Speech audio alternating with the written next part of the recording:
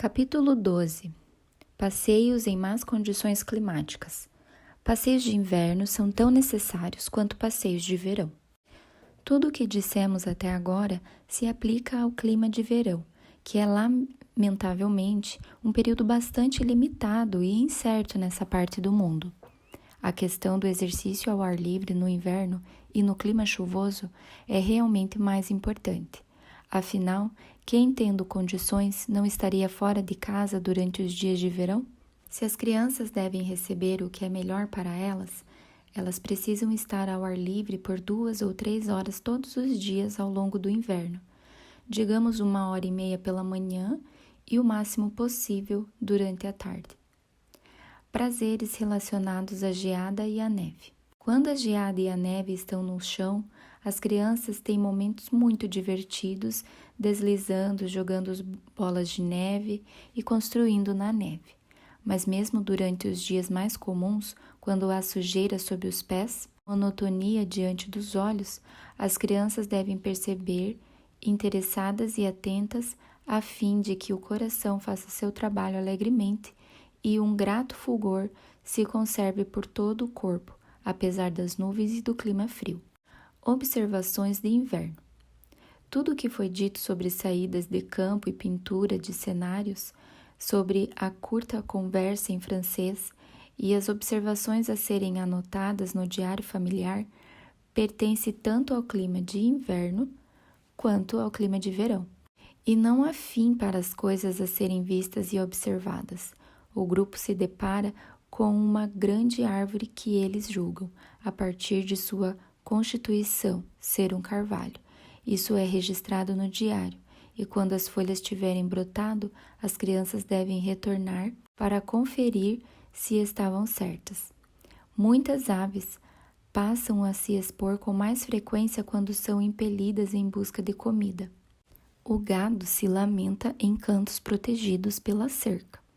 O sol, em rubra esfera, ao elevar-se, incendeia o horizonte. Toda a erva e toda a folha espiral estende uma pequena sombra sobre o campo. Os pardais espreitam e saem de seus beirais abrigados. O pintarroxo gorjeia ainda, mas está satisfeito, com notas tênues e mais da metade suprimida. Feliz com a sua solidão e voando ligeiro de ramo em ramo, onde descansa e se agita entre os muitos galhos em que se pendem gotas de gelo, que tilintam nas folhas secas abaixo. Não há razão para que o passeio de inverno da criança não seja tão fértil em observações quanto a do poeta. De fato, de certa forma, é possível ver até mais durante o inverno, porque as coisas a serem vistas não estão amontoadas. O hábito de atenção. Passeios de inverno, sejam na cidade ou no campo, oferecem igualmente grandes oportunidades de cultivo do hábito da atenção. O famoso mágico Robert Houdin conta em sua autobiografia que ele e seu filho passavam rapidamente diante de uma vitrine de loja de brinquedos, por exemplo, e cada um olhava atentamente para ela. Alguns passos adiante, eles retiravam papel e lápis dos bolsos e tentavam enumerar o maior número de objetos vistos enquanto passavam.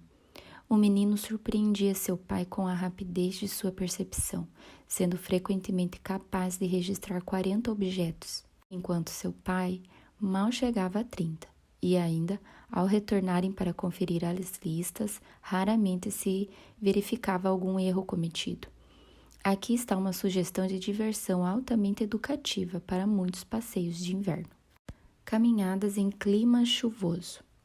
Mas o que fazer nos dias de chuvosos? O fato é que a chuva, a menos que seja uma tempestade, não faz mal às crianças, se estiverem vestidas de forma apropriada. Mas todo tipo de vestimenta à prova d'água deve ser proibida, porque o tecido que não absorve água não permitirá a evasão da transpiração inconsciente. E um segredo de saúde para pessoas que não têm nenhuma doença orgânica é a imediata eliminação das substâncias deterioradas e nocivas descartadas pela pele. Vestimentas de uso externo. As crianças devem ter vestimentas de chuva feitas de lã, de sarja grosseira, por exemplo, que sejam trocadas logo que retornarem de um passeio, e então não haverá risco de pegarem um resfriado. Esta é uma questão de senso comum.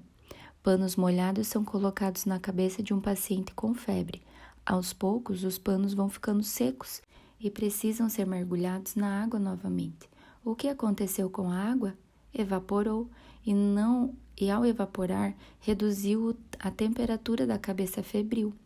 Mas aquilo que alivia a pele quente por causa da febre é justamente o que deve ser evitado em circunstâncias normais. Ficar com a pele molhada não pode causar a uma criança mais mal do que um banho lhe causaria, mas isso se a roupa molhada não se secar sobre ela. Isto é, se a água não evaporar, reduzindo muito a temperatura de seu corpo nesse processo. Os resfriados são resultado da redução de temperatura corporal e não da umidade que as mães estão prontas a lamentar. Mantenha uma criança ativa e feliz na chuva e ela só obterá benefícios desse passeio. O caso é diferente se a criança já estiver resfriada. Nessa situação, o exercício ativo poderá agravar qualquer inflamação já estabelecida.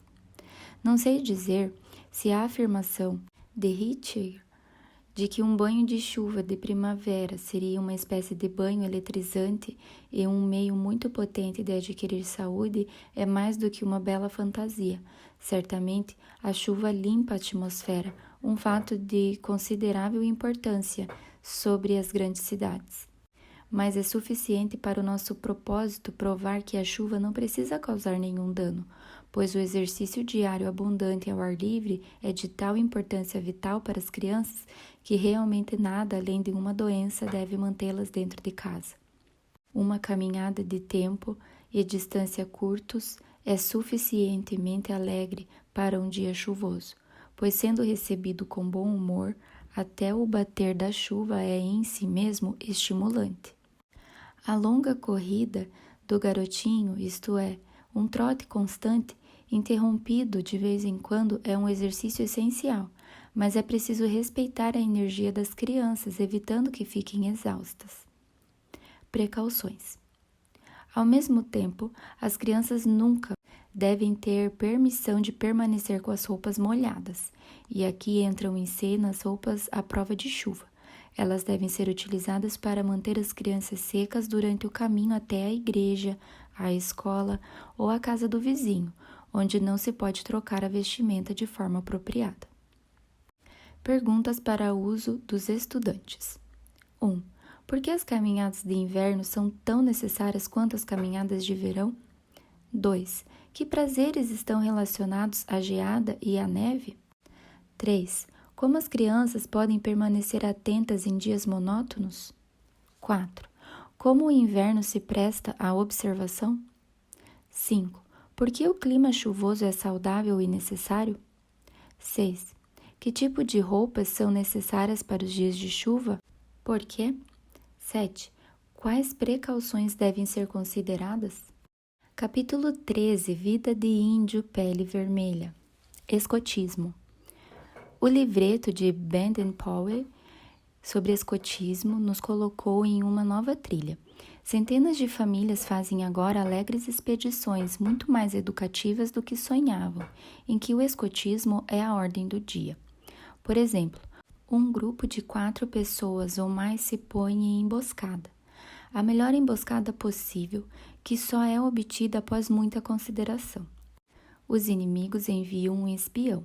Primeiro ele deve encontrar a emboscada e então mostrar sua habilidade em alertar seus companheiros sem ser descoberto.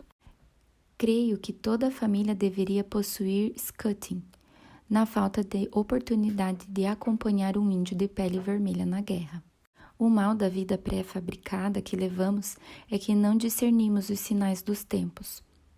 Uma inteligência alerta em relação ao que acontece no mundo ao ar livre é uma grande possessão, e por mais que concordemos fortemente com os esforços feitos para abolir a caça aos ninhos de pássaros, perderemos se não tivermos cuidado. uma das poucas oportunidades de que podemos chamar de treinamento de índio pele vermelha, que ainda temos ao nosso alcance. Caça aos pássaros. Mas a caça aos pássaros, para adaptar o nome, é uma atividade muito mais excitante e prazerosa do que a caça aos ninhos de pássaros. E obtemos nosso deleite sem nenhum custo de dor para as criaturas vivas. Toda a habilidade de um bom espião entra em jogo. Pense em como pode ser empolgante se arrastar tão silenciosamente quanto as sombras, por detrás dos arbustos, à beira do rio, engatinhando, sem agitar qualquer galho ou seixo, até chegar a 1 metro de distância de um par de maçaricos das rochas. E então, deitado, observar suas pequenas corridas delicadas, os belos movimentos de suas cabeças e caudas, e ouvir a melodia de seus cantos. E aqui reside a verdadeira alegria da caça aos pássaros. Se nos meses de inverno as crianças se tornarem bastante familiarizadas com as vocalizações das aves não migratórias, elas poderão no início do verão caçar com algum propósito. As vocalizações e cantos emitidos pelos pássaros ficam bastante tumultuados no verão, mas o plano é verificar os que você conhece e então seguir os demais. A chave para o conhecimento das aves é o conhecimento de suas vocalizações, e a única maneira de obtê-las é seguir qualquer vocalização que você desconheça. O deleite em seguir a pista de uma música ou vocalização até sua fonte é o deleite de uma descoberta, uma possessão para toda a vida. Mas a caça aos pássaros só deve ser realizada sob certas condições.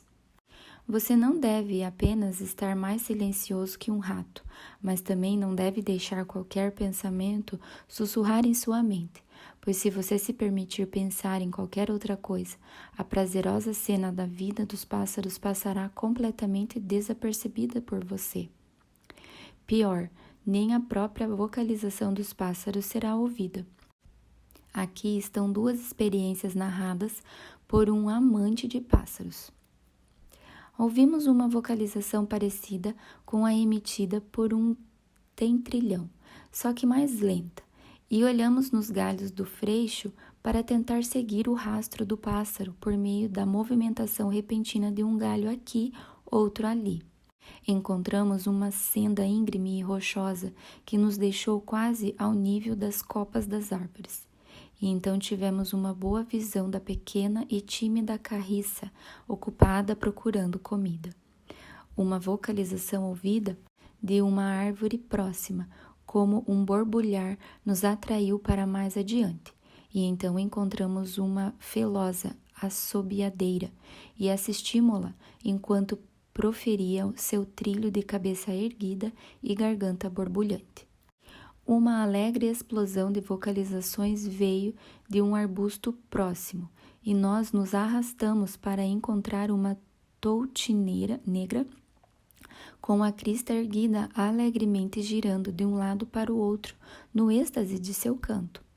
Esperamos e o seguimos até sua próxima estação por meio de seu leve toque nos galhos. Um guincho rouco de outra árvore anunciava um verdilhão, e travamos uma longa perseguição para obtermos um vislumbre dele. Mas ele passou a um excelente galho, e então ouvimos sua linda canção, a qual eu jamais imaginaria que viria dele caso eu não o tivesse visto cantar. Uma curta vocalização rechinante fez com que ficássemos observando os troncos das árvores. Com certeza aquela vocalização vinha de uma cértia, subindo e rodeando um freixo, pronunciando seus sons durante todo o tempo. Outro dia, chegamos por detrás de um muro, do qual pudemos examinar um canto que ficava ao lado do lago. Havia um abibe com sua crista vistosa, correndo e bicando, e enquanto bicava, nós avistamos o rajado vermelho na parte inferior de sua cauda. Nós aguardamos, esperamos por mais, pois os abibes ficam tão parados que se misturam com a paisagem. Mas então alguém tossiu, e lá se foram os abibes, uma dúzia deles, emitindo vocalizações que pareciam dizer: por que vocês não nos deixam em paz? A aflição deles despertou outros pássaros, e vimos uma narceja surgir da margem do rio, um lugar pantanoso, com um rápido vôo em zigue-zague. Ela fez uma longa volta e pousou não muito longe de onde havia saído. Os maçaricos das rochas levantaram vôo. 2 deles se aproximaram da beira do rio, assobiando durante todo o tempo. Ao lado de um pequeno barranco, assistimos a uma alvéola amarela. E naquele exato momento, ela fez uma curva ao sol e nos mostrou seu peito amarelo. Um alto tzic próximo a nós atraiu nossos olhos para o muro. E lá estava uma alvéola branca com seu bico cheio, esperando para se livrar de nós, antes de visitar seu ninho no muro. Nós rastejamos para longe, escondendo-nos atrás de uma árvore, e depois de alguns minutos esperando, o vimos entrar em seu buraco. Uma tagarelice furiosa nas proximidades, como uma escova esfregando cortinas de veneziana, dirigiu nossos olhos para uma pequena carriça marrom no muro, com a cauda erguida, mas em um minuto ela desapareceu da nossa vista. Estas citações são de outro amante de pássaros. Agora elas, as crianças, estão começando a se importar mais com as aves do que com os ovos. E sua primeira pergunta, em vez de ser como é o ovo, é geralmente como é o pássaro? Fazemos muitas pesquisas no livro de Morris, Brittany Birds. O livro British Birds de Jones é melhor do que o de Morris para iniciantes, para identificar as aves que vimos e para obtermos precisão em pontos de dúvida. Mas agora, a respeito dos pássaros, cartachos comuns abundam nas charnecas.